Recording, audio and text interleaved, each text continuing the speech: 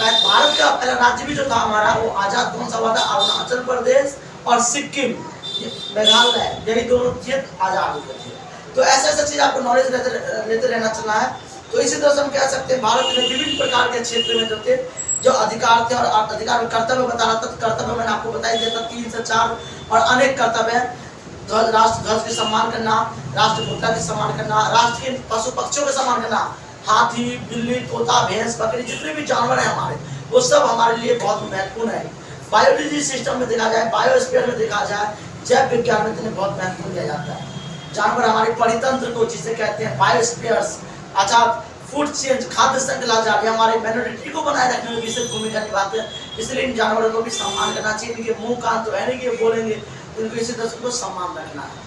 दूसरा आता है आपका कर्तव्य में, राष्ट्र के पशु को सम्मान करना, राष्ट्र की संपत्तियों को सम्मान करना। कभी भी आप आंदोलन करते, कभी भी आप स्ट्राइक करते, कभी भी आप हड़ताल करते हैं, तो आपका अर्थ ये नहीं है कि आप आम नागरिक को दुख पहुंचाए, हानि पहुंचाए या उसे क्षति पहुंचाए।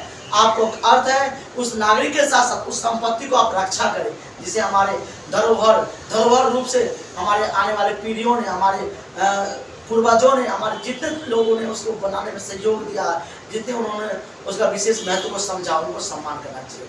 लाल किला, हवाई अड्डा, रेलवे स्टेशन, जितने भी हमारी सरकारी जगह हैं उन सबको सम्मान करेगा। पार्क हो गया, आपका बगीचा हो गया, स्कूल हो गया, इन सबको सम्मान से, उनके वस्तुओं को सम्मान से रखना चाहिए। तो ये होता है हमारा राष्ट्र की संपत्ति का सम्मान करना, ये भी हमारा एक कर्तव्य भी है। तो कर्तव्य हमारे बहुत सारे हैं, और आपको 5 नंबर का कर्तव्य भी आता है क्वेश्चन, तो आप लिख सकते हैं। कर्तव्य एक प्रकार का ऋण होता है देश के प्रति, अपनी भावनाओं को उतना कर्तव्य ही कहलाता है। कर्तव्य के अलग अलग विचार होते हैं, और कर्तव्य में सबसे प्रथम जो आता था वो आता है आपका मानसिक रूप से, सामाजिक रूप से जो होता है वो राष्ट्र की महिलाओं का सम्मान करना, ये याद रखिएगा। उसके बाद आता है आपका महात्मा गांधी, वह भारत के प्रथम दैनिक नेताओं का सम्मान करना जिन्होंने देश को आजाद कराने, जैसे सुभाष चंद्र बोस, सुखदेव, राजगुरु, भगत सिंह, चंद्रशेखर आजाद, उन स्वतंत्रताओं को, सेनानियों को निष्ठा प्रदान करना, उनके सम्मान करना जिन्होंने देश को आजाद किया, ये आपको कर्तव्य हो गया। अधिकार में शिक्षा का अधिकार, ये पहला अधिकार है, चाहे आप ब्रिटिश के नागरिक हो, चाहे भारत के नागरिक हो। अगर आपको शिक्षा प्राप्त करना, तो आप किसी भी राज्य में जाकर, किसी भी देश में जाकर शिक्षा प्राप्त कर सकते हो, ये आपका शिक्षा का अधिकार है। शोषण के विरुद्ध का अधिकार, अगर आपके पास किसी प्रकार का शोषण होता है तो आप इस 5 अधिकारों में बदलाव कर सकते हो, जिसे कहते हैं शोषण के विरुद्ध का अधिकार। आप उसका विरुद्ध करोगे, शोषण हो रहा है, जिसे आम भाषा में संविधान का आत्मा भी कहते हैं, संवैधानिक उपचारों का अधिकार। आपको अगर पूछता कि संविधान का आत्मा क्या है, तो संवैधानिक उपचारों का अधिकार को संविधान का आत्मा कहा जाता है। संविधानिक का आत्मा क्या है, तो लिखेंगे संविधान का एक आत्मा है संवैधानिक उपचारों का अधिकार। और एक आता है हमारा अधिकार में संपत्ति का अधिकार, जिसको भारत सरकार ने विशेष रूप से बहुत महत्वपूर्ण दिया है 2006 में।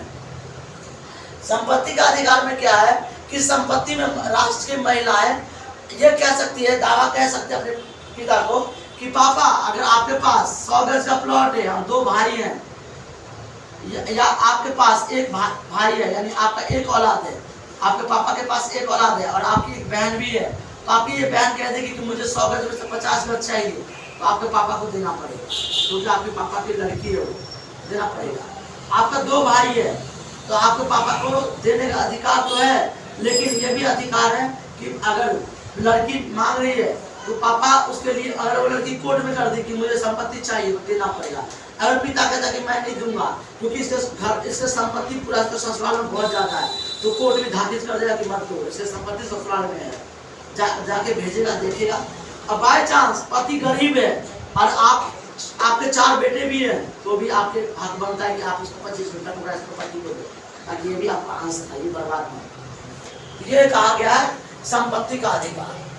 अब आता है शिक्षा और आस्था का अधिकार, ये बहुत इंपॉर्टेंट है। कल्चर्स एंड जो आपका होता है कहते हैं कल्चर्स, और आपका जो धर्म को लेकर, रिलीजन्स को लेकर जो होते हैं हमारे, बहुत ज़्यादा अधिकार महत्वपूर्ण माने जाते हैं। शिक्षा का अधिकार में और आस्था के प्रार्थना का अधिकार में ये ज़्यादा महत्वपूर्ण है। जो सांस्कृतिक में सबसे पहले होता है शिक्षा और आस्था। शिक्षा कोई भी ले सकता है, उर्दू पढ़ सकता है या आपका बांग्ला, कोई भी भाषा ले सकता है। और आस्था का अधिकार, आस्था प्रार्थना का अधिकार में कोई भी व्यक्ति किसी भी धर्म को अपना सकता है। मैं हिंदू हूँ, इस्लाम धर्म को मैं पढ़ सकता हूँ, इस्लाम धर्म को मैं समझ सकता हूँ, मैं किसी भी तैयब को, किसी भी कलमा को पढ़ सकता हूँ, अगर मेरा विश्वास मानना होता है तो। अगर मुझे नहीं मानना है तो मैं किसी को नहीं मानूंगा, अपने मन की मानूंगा। ये सिद्धांत था हमारा कि आस्था और प्रार्थना का अधिकार, यानी कि जिस व्यक्ति को जैसा निष्ठा होगा वो उससे पूजा पाठ कर सकता है। Thank you. अगर वीडियो अच्छा लगे तो सब्सक्राइब कीजिए, आगे वीडियो।